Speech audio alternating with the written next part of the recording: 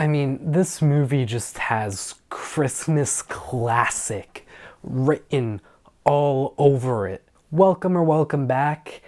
Today we are going to be talking about the hilarious, the phenomenal movie I just watched called The Holdovers. Let me tell you a little bit about this movie, okay? The Holdovers is about this curmudgeonly instructor at a New England prep school, and he is forced to remain on campus during the Christmas break to babysit this handful of students who don't have anywhere to go.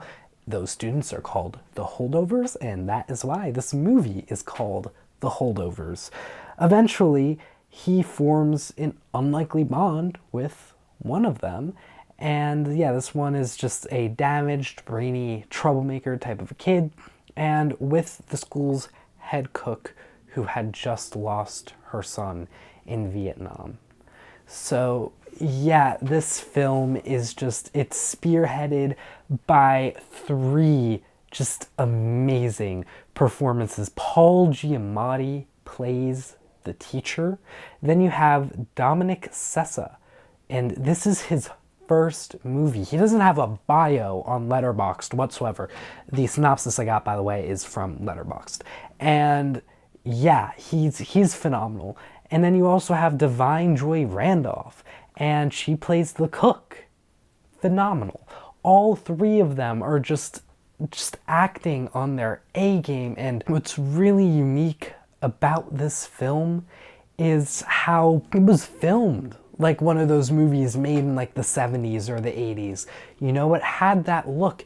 Hell, it even had the intros for the studios that made the film, like old style intros.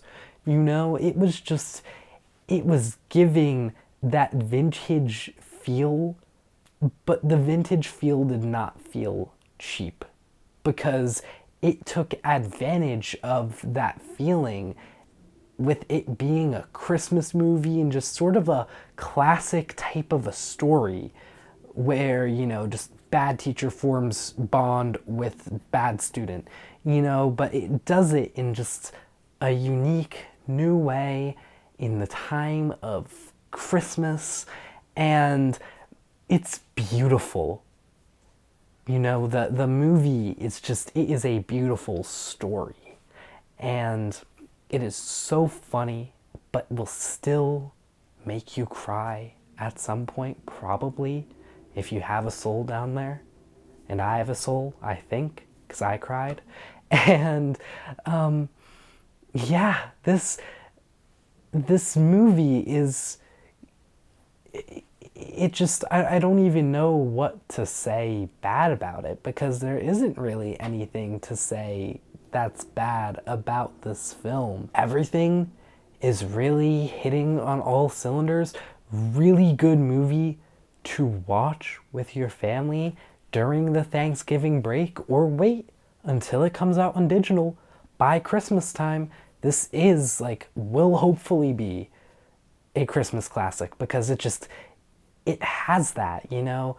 This is a movie that can be enjoyed by everyone. I get it that it's like this artsy festival film, but like artsy, because it can be enjoyed by everyone. This film was made for everyone.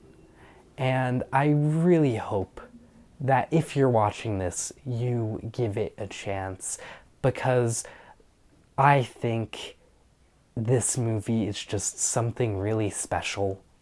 And we've had multiple of these really special type of movies, but a lot of them have had an asterisk. Like, specifically, Killers of the Flower Moon was the most recent really special movie I talked about, and it's 3.5 hours long, you know, so that's its asterisk.